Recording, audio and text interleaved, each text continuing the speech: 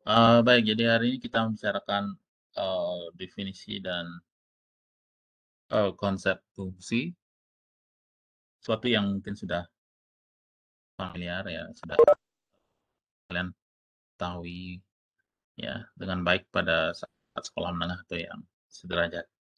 Oke, mmm, ya jadi fungsi seperti yang kita sudah pahami, entar dulu mana dia.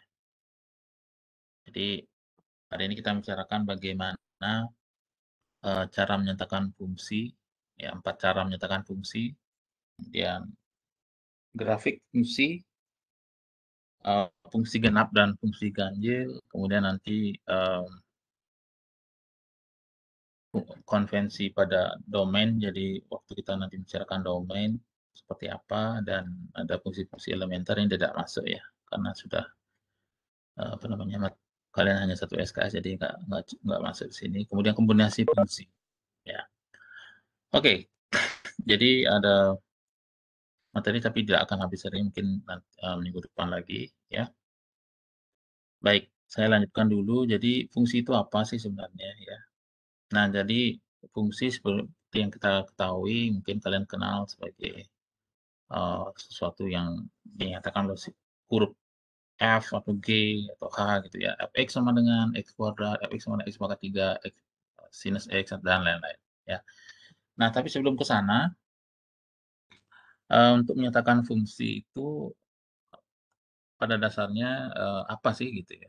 Kenapa kita perlu menyatakan fungsi? Jadi, fungsi itu, memberikan suatu ide tentang bagaimana kita menghubungkan katakanlah, eee, 2 himpunan gitu. Kalau minggu lalu dan minggu sebelumnya kita bicarakan himpunan, kita bicarakan bagaimana keanggotaan himpunan, kemudian himpunan bagian seperti apa, himpunan, yang bukan elemen dari suatu himpunan itu seperti apa, atau komplemen dari suatu himpunan seperti apa, dan seterusnya. Kemudian kita pelajari apa, sistem apa, bukan sistemnya, tapi pertidaksamaan saja, dan bagaimana hal itu, sebenarnya sudah sering kita lihat dalam, matematika tingkat sekolah menengah gitu ya, atau yang sederajat dengan itu, gitu. Oke, jadi di sini kita menggunakan salah satu konsep yang menghubungkan 2 himpunan tadi yang secara harfiah kita sebut sebagai, fungsi gitu. Fungsi itu memasangkan setiap elemen dari suatu himpunan A katakanlah dengan satu ya, satu, dengan tepat satu pada, himpunan B gitu misal. Oke, atau, 2 elemen pada himpunan A dengan tepat satu anggota B. Jadi yang jelas, eee, itu sudah kita kenal gitu. Bagaimana ide ini sebenarnya. Jadi untuk menyatakan suatu fungsi ini ada 4 cara. Jadi yang kita kenal cara persamaan, ya persamaan, kemudian ada dalam bentuk tabel nanti kita kita lihat, kemudian ada bentuk grafik, ya grafik, kemudian, dengan verbal atau kata-kata. Oke, dengan verbal atau kata-kata. Iya, kemudian iya, oke. Jadi saya ingin mengatakan sekali lagi kuliah ini tidak mengharuskan kalian on cam ya, jangan on cam. Saya sangat memahami itu. Jadi, keterbatasan kuota, sinyal juga ya, lebih baik jangan on cam. Jadi saya tidak akan fokus melototin kalian. Jadi, jangan khawatir masalah itu, yang penting simak ini ya. Kalaupun misalnya terkendala nanti di tengah jalan tiba-tiba putus, nanti recording-nya ada di YouTube, ini kalian lihat sendiri nanti ya. Mungkin slide ini saya belum upload, padahal sebenarnya tidak banyak sih, karena memang murni hanya kopian dari materi, tapi nanti saya, lupa upload mungkin yang slide 2 sebelumnya, nanti saya upload di bawah, nanti cek aja ya. Oke, jadi itu, ya sekali lagi tidak wajib on kamera dan saya juga tidak akan melototin kalian, jadi jangan khawatir, yang penting kalian simak ini. Ini untuk urusan kalian ya. Oke, kemudian, jadi yang pertama adalah dengan persamaan. Jadi apa maksudnya? Jadi kita menyatakan ini dengan rumus kan gitu pada dasarnya. Jadi misalnya, luas bujur sangkar L, gitu, tergantung pada suatu sisi yang kita sebut saja sisi ini dengan S, ya, sisi dengan S, luasnya sebagai L, aturan yang menghubungkan S dan L itu diberikan oleh persamaan ini, ya. L sama dengan S kuadrat. Jadi luas dari persegi panjang, luas dari bujur sangkar adalah, S kuadrat gitu. Jadi, ini adalah, apa namanya, salah satu cara menyatakan fungsi ya melalui persamaan. Nah, di sini untuk setiap bilangan positif berasosiasi dengan satu nilai L dan kita akan, katakan atau kita mengatakan bahwa, L adalah fungsi dari S. Jadi L sama dengan S kuadrat. Jadi L adalah fungsi dari S. Jadi, eee, satu sisi hanya memiliki satu luas gitu ya. Dan di sini tidak perlu khawatir dengan sisi yang negatif karena tidak ada panjang yang negatif gitu ya. Kita mengambil panjang yang positif atau kalaupun negatif kita mutlakkan sebagai bilangan yang positif ya. Dan kita juga tidak perlu khawatir kalau di sini sisinya S-nya 0 karena tidak ada. Gimana caranya mengukur nilai 0 kan gitu ya, sisinya tidak ada yang 0. Tapi 0,1 ada, 0,2 ada, 0,001 ada gitu ya. Nolnya yang tidak ada, tidak bisa menghitung luas. Jadi disinilah dikatakan S-nya positif. Nah, ini cara seperti ini adalah cara menyatakan fungsi pada dasarnya. Jadi setiap pasangan S itu memiliki satu, eee, berasosiasi dengan satu nilai L, ya, dan, kita sebut tadi L sebagai fungsi dari S, oke? Nah, seperti itu. Cara kedua adalah menggunakan tabel, dan ini juga lazim kita gunakan ya, mungkin kita lihat, banyak tabel dalam buku yang kalian baca, misalnya dalam, suatu, apa namanya, tabel data penduduk, tabel pengeluaran apa gitu ya, di internet juga banyak ya, atau mungkin di, di suatu kantor yang terpasang tabel gitu ya, tabel statistik desa misalnya, atau kalian lihat di mana pun. Nah, itu pada dasarnya juga cara menyatakan fungsi sebenarnya gitu ya, cara menyatakan fungsi, jadi menggunakan tabel.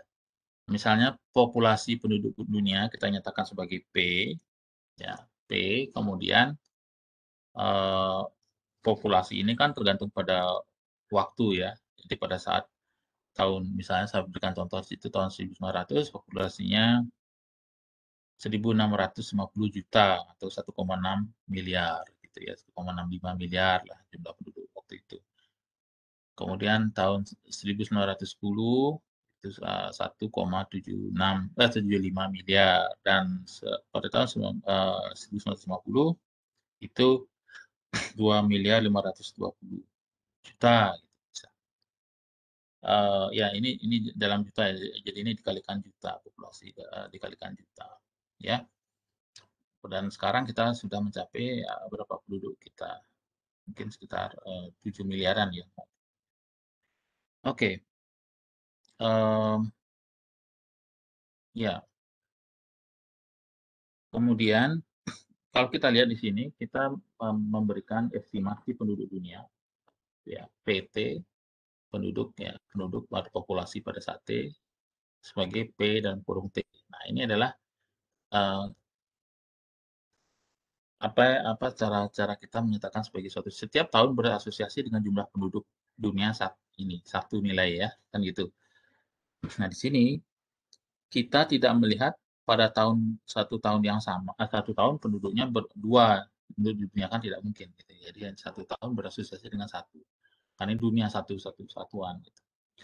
Oke, berdasarkan tabel kita boleh apa? Misalnya penduduk pada tahun 1950 itu adalah ini 2,5 miliar ya, 2,5 miliar lebih ya, seperti itu. Oke.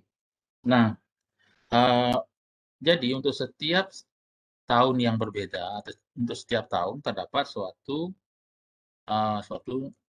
satu nilai P gitu ya.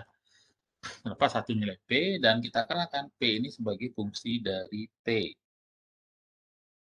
Oke, ya seperti itu. Nah, kalau saya cek lagi di ini di internet kita lihat sekarang, apa namanya, jumlah penduduk di dunia malah 7,9 miliar gitu. Di apa nih, www. Apa ini, worldometers.info gitu ya. Ya seperti itu, 7,9, miliar. Jadi, eee Ya, kalau lebih tepatnya kalau di sini ada beberapa, ini ya, jadi sekitar 7,9 gitu ya, 7,9 miliar. Dengan, penduduk terbanyak itu ada pada Cina, 1,4 miliar lebih ya, kemudian India 1,38.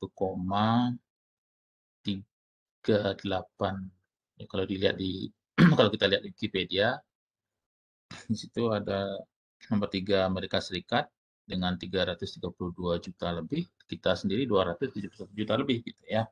Jadi untuk tahun ini dan, banyak lagi yang lain, data-data yang lain ya, gitu. Kemudian,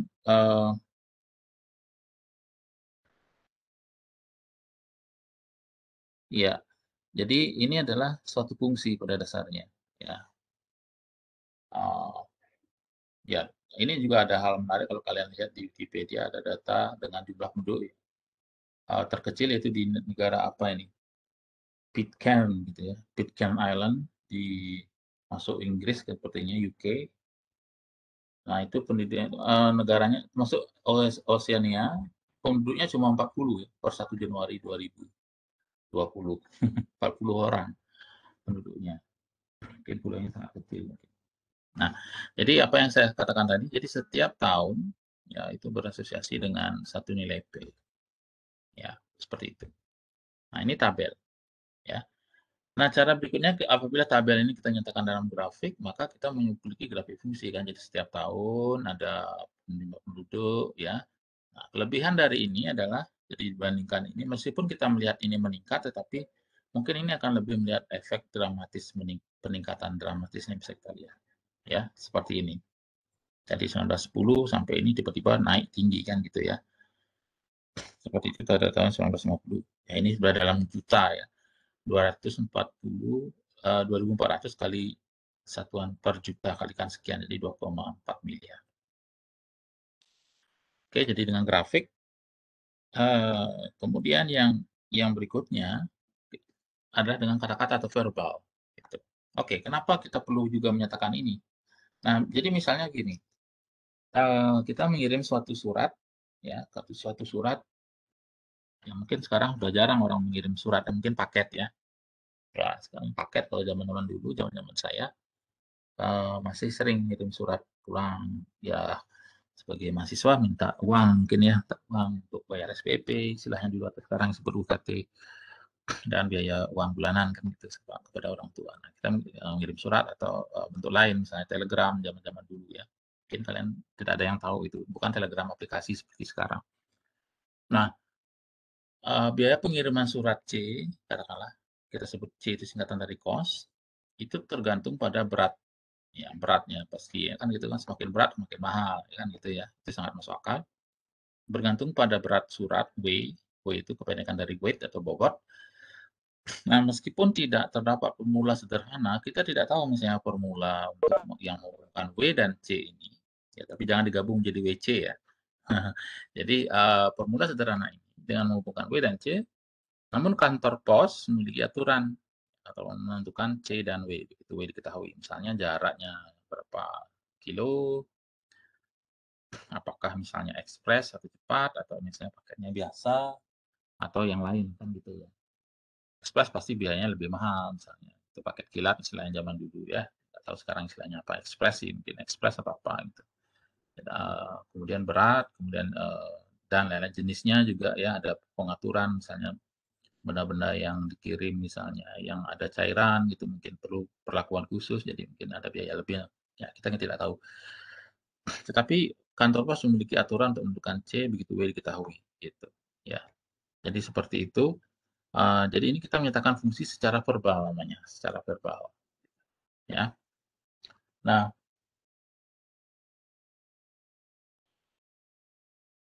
oke, jadi keempat arah ini sebenarnya kita sudah tahu ya, dengan persamaan ya sekali lagi secara menggunakan tabel, kemudian menggunakan grafik dan secara verbal ya. Nah, dalam kondisi yang saya sebut tadi, kita bisa, simpulkan bahwa L yang luas tadi P, populasi C, cos, itu adalah fungsi dari S, T, dan W, kan gitu ya. L fungsinya tadi S kuadrat, P sama dengan sesuatu yang berulang tahun, dan W. Sekarang kita definisikan fungsi secara formal.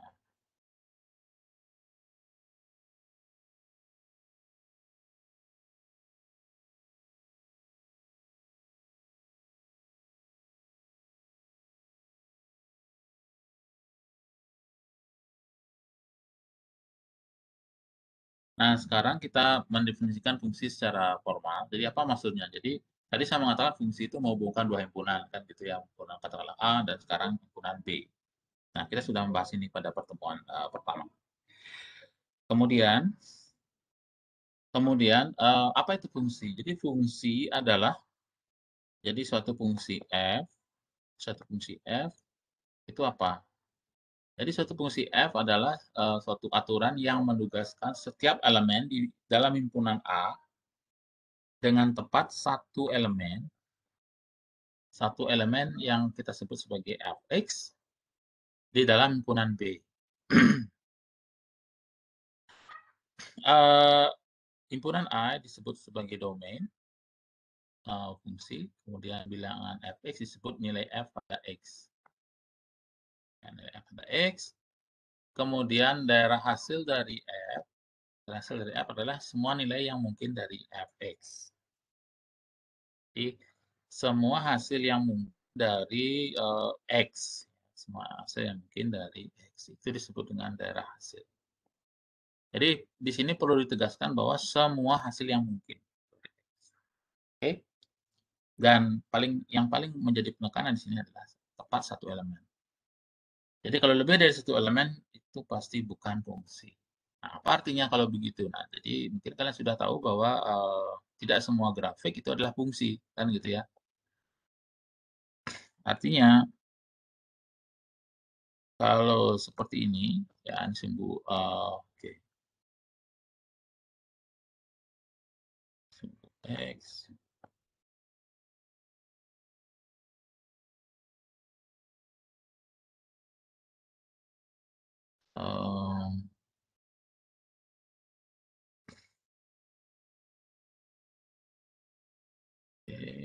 Ini X, saya buat ini aja, X. DU aja.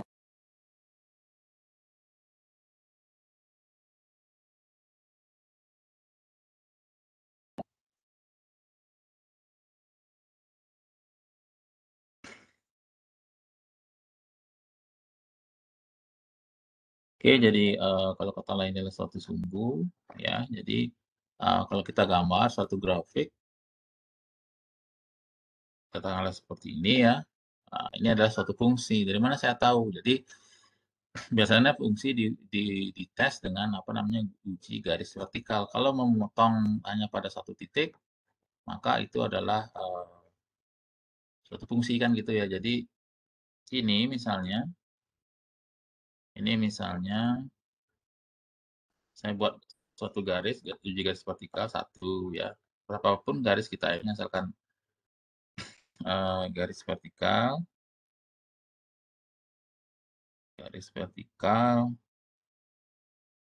ini ya. Jadi hanya berpotongan pada satu titik ini, hanya satu titik. Satu titik.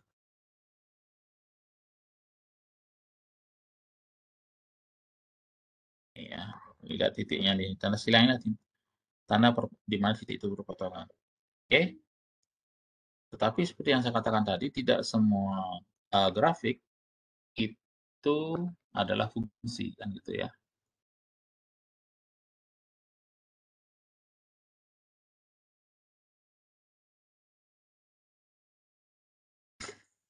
Ini mungkin X tadi ya, saya namakan sumbu X saja. Ini sumbu Y. X, Y. Oke. Nah, kalau kita buat tadi misalnya grafik sembarang begini, ya, Maka ini bukan fungsi, meskipun seperti gambarnya agak kacau gini, tapi ini bukan fungsi, yang ini juga agak kacau sepertinya gitu ya, tapi ini fungsi ya. Kalau kita tarik garis, kenapa ini bukan fungsi, yang ini kenapa bukan fungsi, ya kalau kalau kita lakukan uji garis vertikal misalnya ini, berpotongan di 3 titik. Nah, oke. 1, 2, 3 gitu ya. Oke, berpotongan di 3 titik. Artinya apa? Kalau setiap satu X yang sama ada 3 nilai Y, atau 3 nilai Fx. Yang itu tidak boleh karena hanya harus tepat satu elemen. Jadi ini Y itu sama dengan Fx kan gitu ya. Mungkin saya permudah lagi di sini. Y sama dengan pada Fx kan gitu. Nah, ini sudah sama. Y sama dengan X. Oke. Oke. Ya, jadi di sini kalau ini satu X berulang dengan satu Y,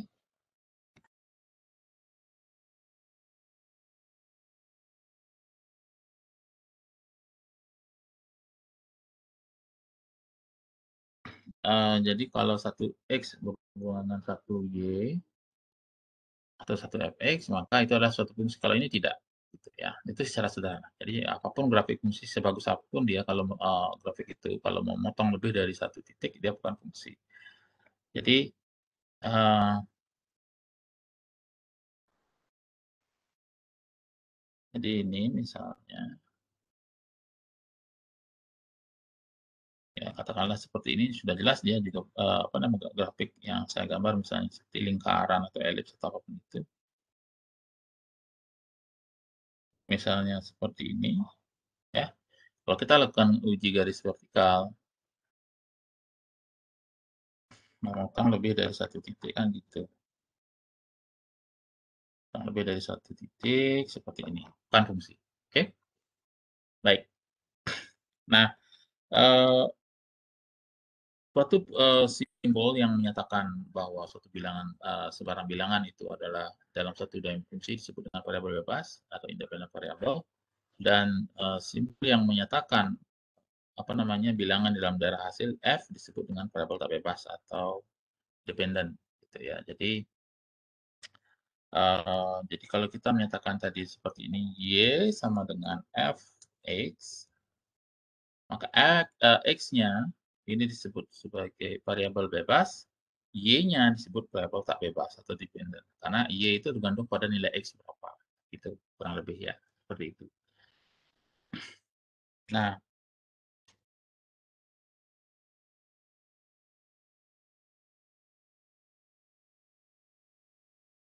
oke.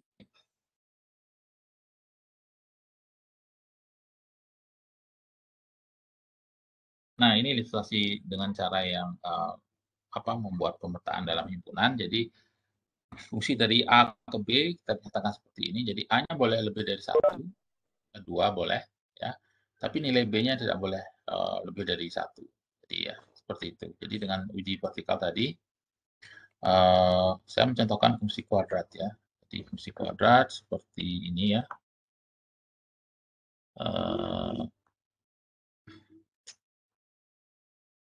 Itu ya misalnya ya fungsi kuadrat ya. Okay.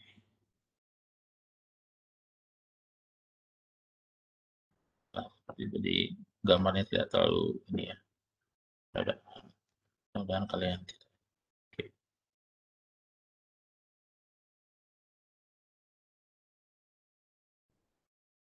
Oke, kalau seperti ini, oke saya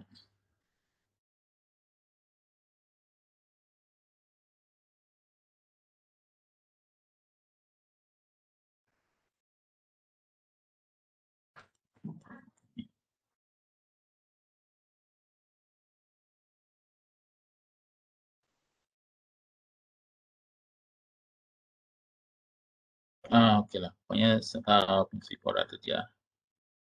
Karena seperti itu, jadi meskipun untuk dua yang berbeda, tapi nilainya kan satu ya, untuk kuadrat. Oke, nggak bagus. Oke. Ya, katakanlah seperti ini. Jadi, ya tidak sempurna kuadrat, tapi untuk nilai yang berbeda, misalnya 2 di sini 2, ini di minus 2 di sini, nilainya misalnya 4, gitu ya di sini. Oke, saya hapus saja, nggak sulit ini. Oke. Jadi seperti itu, jadi tidak masalah, itu adalah tetap fungsi. Jadi fungsi dari A ke B menugaskan setiap elemen dalam A dengan tepat. Satu, jadi kuncinya ada di sini. Satu elemen dalam B. Ya, oke. Nah, contohnya adalah fungsi fx kuadrat, seperti yang tadi saya sudah akan mau gambarkan, tapi nanti kita gambar di sini ya, lebih fix, lebih bagus seperti ini. Domain fungsi f kita namakan sebagai dom f, himpunan semua bilangan real.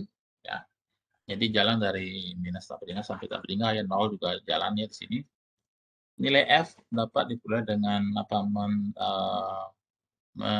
menyubstitusikan substitusikan x di dalam persamaan ini gitu, fx sama dengan x kuadrat ya. Jadi sebagai contoh f minus 4 sama dengan minus 4 kuadrat sama dengan 16 dan f0 sama dengan 0. Oke. Kemudian sebagaimana x bernilai real, x kuadrat bernilai tak negatif. Jadi karena ini kuadrat ini tidak pernah negatif. Jadi mulainya dari 0 sampai tak hingga atau disebut dengan bilangan tak negatif. Tapi bukan positif ya. Kalau positif nolnya tidak ikut. Oke, jadi di sini non negatif gitu ya, atau tak negatif.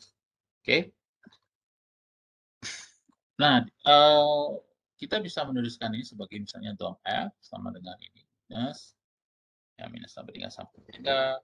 Kemudian daerah hasil dari itu kita petakan tadi nilai-nilai yang mungkinnya adalah run F atau range dari F dari 0 sampai tak hingga ya dari sini. Jadi karena domain ini memungkinkan untuk 0, 0 sampai 0 dari minus tak hingga sampai ini, tapi hasilnya begitu kita masukkan hanya yang paling kecil yang mungkin adalah 0 dan paling besar ya tak hingga yang kita tidak tahu berapa. Jadi domainnya minus tak hingga sampai tak hingga, tetapi apa namanya?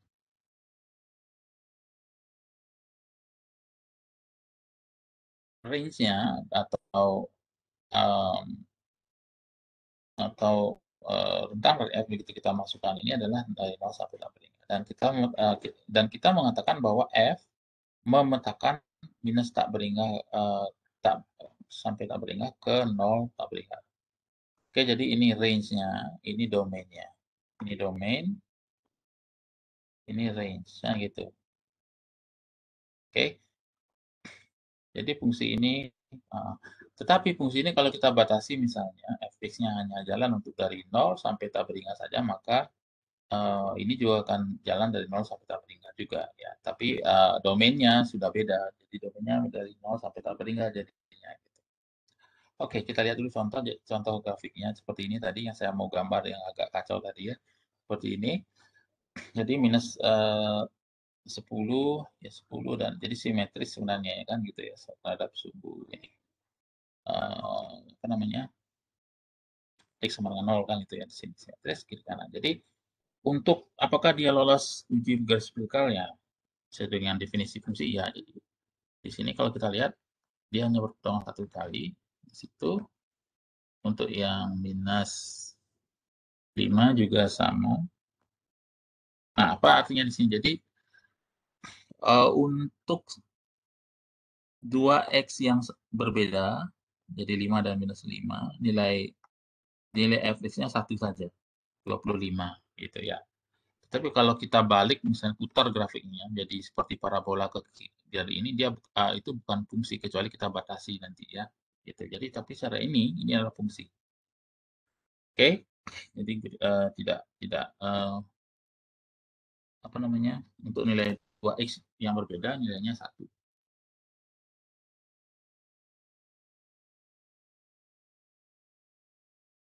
Nah, kalau ini dikatakan daerah asal tadi, ini adalah daerah hasil. Jadi sepanjang grafik sini asal tentu saja kalau tak beringkat sampai tak beringkat, minus tak beringkat sampai tak beringkat hanya potongan ini ya. Ini bukan berarti hanya dari sini aja, tapi ini hanya simbol. Jadi mungkin pada beberapa buku tulis begini ada tanda panah gitu ya. Tapi sebenarnya cukup jelas kalau tidak disebutkan berarti secara konvensi nanti pada domainnya disebutkan dari minus tak beringkat sampai tak beringkat. Oke. Jadi adalah hasilnya ini. Jadi di sini adalah hasilnya yang mana? Ini tadi yang dari 0 sampai tak beringkat. Jadi dari minus tak beringkat di sini sampai tak beringkat. Di nolnya juga ikut. Dari range-nya, tapi tidak dari minus tak beringkat karena kuadrat tidak ada yang negatif. Jadi kuadrat itu selalu non negatif. Nah, karena di sini jadi nolnya ikut, berarti ini termasuk non negatif. Range-nya adalah hasilnya. Seperti itu. Oke, jadi grafik fungsi yang ke kanan dari mana fungsi itu jalan. Jadi misalnya dari sini ke sini maka ini domain. Tapi kalau ini panjang dari seluruh yang real diambil maka itu domainnya, ini range-nya. Oke.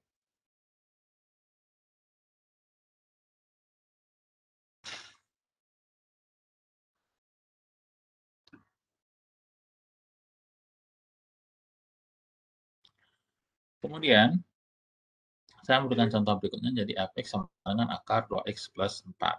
Ya, akar 2x plus 4 ini seperti apa grafiknya nanti saya gambar di sini. Nah, seperti ini. Jadi fungsi gx sama dengan akar 2x plus 4 dengan x anggota selang tertutup 0,6 ya. Domain G-nya adalah selang tertutup 0,6. Kenapa? Karena ini sudah dibatasi. X-nya berada antara selang tertutup 0,6. Jadi tidak semua bilangan real ya. 0,6 diambil. Kita tentukan seperti ini. Jadi otomatis domainnya adalah ini, X-nya. Pada saat X0 berarti G bernilai 2, dan pada saat X sama dengan 6, G bernilai 4. Jadi akar 6 kali 2, 12 tambah 4, 16. Akar 4, 16. Ya, akar positif itu positif ya bilangannya, tidak minus ya. Plus minus bukan begitu ya. Ada di materi, silahkan lihat. Dengan demikian, daerah hasil dari G adalah selang tertutup 24. Kenapa begitu ya? Karena dari ini, yang paling kecil kan 0. Ya. Itu nilainya 2. Yang untuk X sama dengan 6, itu nilainya 4. Jadi selang tertutup 24. Oke? Nah, itu adalah hasilnya. Dengan demikian, G memetakan 0,6, ya, selang tertutup 0,6 ke 2,4. G memetakan selang tertutup 0,6 ke 2,4.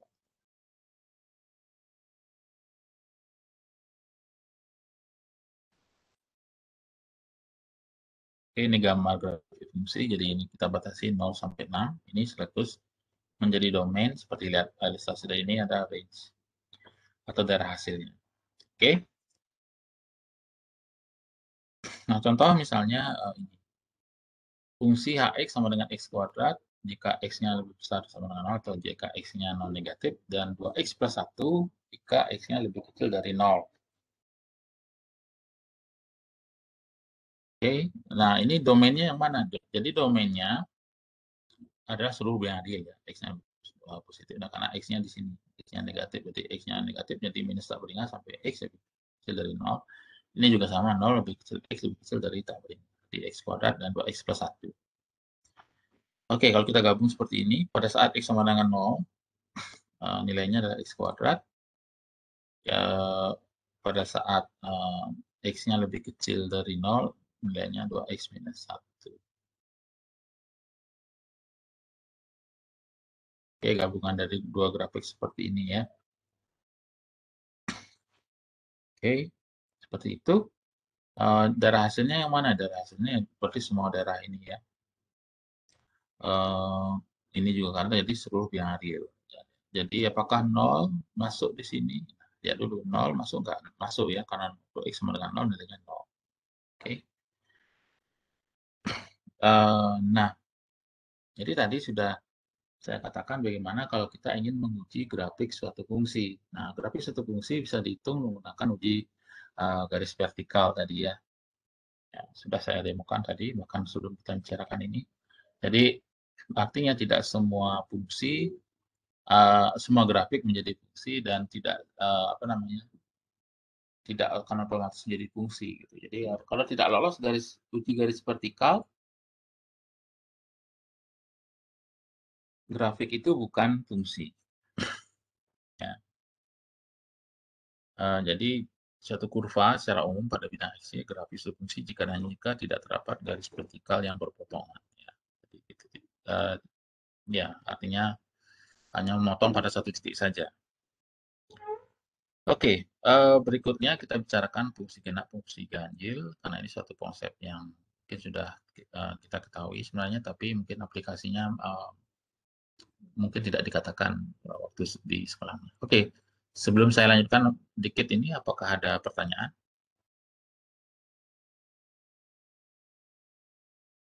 Sejauh ini tidak, Pak.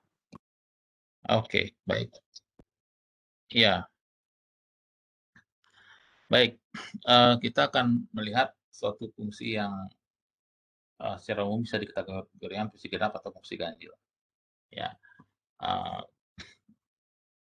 apabila tidak genap dan tidak ganjil, maka bukan fungsi genap, fungsi ganjil. Gitu ya. Jadi suatu fungsi dikatakan fungsi genap atau even function jika dan hanya jika f minus x sama dengan fx. Jadi kalau kita masukkan nilai f jadi minus x pada f, nilainya sama dengan fx. Jadi kembali ke seperti fungsi semula. Contoh, fungsi fx sama dengan x kuadrat merupakan fungsi genap. Kenapa dia fungsi genap? Ya, karena kalau kita masukkan minus x, jadi f minus x, jadi minus dari x dikuadratkan sama dengan x kuadrat kan, minus 1 kuadrat sama dengan 1 kali x kuadrat. Jadi 1 x kuadrat sama dengan fx. Jadi fx-nya adalah kembali ke sini, jadi inilah fungsi genap. Nah, sebaliknya kalau dia minus dari fx, fungsi ini, jadi fungsi ini minus dari fx, kalau fungsi tersebut minus dari, jadi f minus x sama dengan minus fx, maka dikatakan fungsi ganjil atau odd function. Itu semua x anggota domain f. Contoh fx sama dengan x pangkat 3 atau ya, atau fungsi kubik ya, x pangkat 3. Fungsi ganjil kenapa? Karena f minus x sama dengan minus x pangkat 3. Jadi minus 1 pangkat 3 adalah minus 1. Jadi minus dari x pangkat 3 sama minus fx. Ya, jadi ini adalah fungsi ganjil. Nah, suatu fungsi bisa jadi tidak genap dan tidak ganjil. Ya. Jadi contohnya adalah, ya kita bisa buat ini f, fx sama dengan misalnya x kuadrat plus 1. Ya, kalau kita masukkan di sini f minus x sama dengan minus x kuadrat, ya,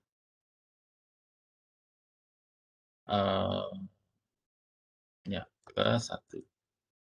Apa ini jadinya? X kuadrat plus 1. Berarti ini adalah fungsi apa? Fungsi genap. Oke. Sorry, fungsi genap. Kemudian sebaliknya, misalnya kita coba fx sama dengan x pangkat 3 plus 1. F minus x sama dengan minus x pangkat 3 plus 1. Ya, sama dengan minus x pangkat 3 plus 1. Apakah ini sama dengan minus fx?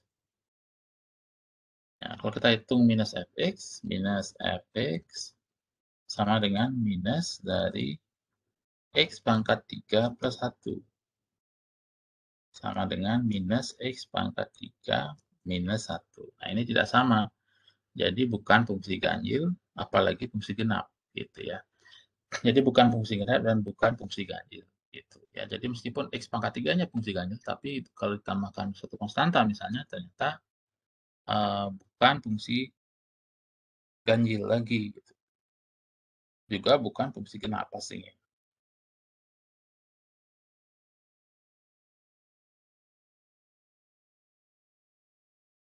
Oke. Nah, itu kemudian, nah ini fungsi x pangkat 3 kalau kita lihat, untuk nilai tertentu 4 pangkat 3 saja sudah langsung naik ya, 64 gitu ya. belum lagi yang ini pangkat 3 berapa gitu. Mungkin 5 pangkat 3 ini yang 5 pangkat 3 125 ya. Nah, tinggi sekali, sudah besar nilainya. Seperti itu. Oke,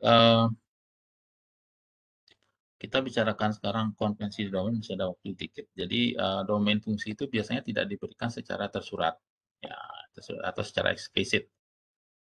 Misalnya, fungsi fx sama dengan x plus 4 atau fx sama dengan x minus 3 tanpa penjelasan, itu misalnya ya. Nah, di sini domainnya apa? Domainnya ambil dulu himpunan bilang terbesar sehingga x fx juga mengambil domain himpunan bilang real terbesar x, sehingga fx juga adalah bilang real. Jadi di sini kalau untuk kasus ini secara umum diambil dulu semua bilang real, jadi fx sama dengan bilang real, domainnya bilang real, jadi x plus 4 tambah 1 ya. Nah di sini fx sama dengan x minus 3 ambil dulu semua bilang real kecuali x sama dengan 3. Jadi pada saat x sama dengan 3 fungsi ini tidak terdefinisikan ya, karena terjadi pembagian dengan 0 gitu. Nah, pembagian dengan 0 itu bukan tidak terdefinisikan ya, tetapi bukan 0 ya, atau bukan tak berhingga. Pembagian dengan 0 itu memang tidak terdefinisikan gitu. Oke. Nah, ini grafik fungsi fx sama dengan sifar x pangkat 3. Jadi pada titik x sama dengan 3 tidak ada nilainya. Jadi seperti ini asimtot kan gitu, naik, ini turun. Kalau kalian mau coba. Nah, domain fungsinya tadi. Kalau fungsi yang pertama minus tak berhingga sampai tak berhingga, jadi domain f sama minus tak berhingga sampai tak berhingga. Ini lihat di sini. Kemudian untuk fungsi kedua, ya terdefinisikan hasilkan x-nya tidak sama dengan 3. Dengan kata lain kita bisa tuliskan domain f x sama dengan enggak, x tidak sama dengan 3. Atau ini, karena x tidak sama dengan 3 berarti titik yang mungkin adalah minus tak berhingga sampai 3 dan digabung 3 sampai tak berhingga. Nah, udah dong, asal dan daerah domain. Oke, nanti mungkin saya posting di forum ya, karena waktu sudah habis. Ya, nanti ini mungkin bisa posting di forum, kalian coba kerjakan, mungkin ada yang latihan-latihan ya, sebelum nanti ada PR ya, pada pertemuan berikutnya paling ya. Nah, seperti ini, cari domainnya, cara hasil atau linknya seperti apa. Oke, nanti saya posting ini ya, nanti atau kalian nanti saya akan upload slide ini dulu, nanti saya posting di forum. Kalian cek forum ya. Oke, saya rasa itu saja hari ini. Saya stop sharing dulu.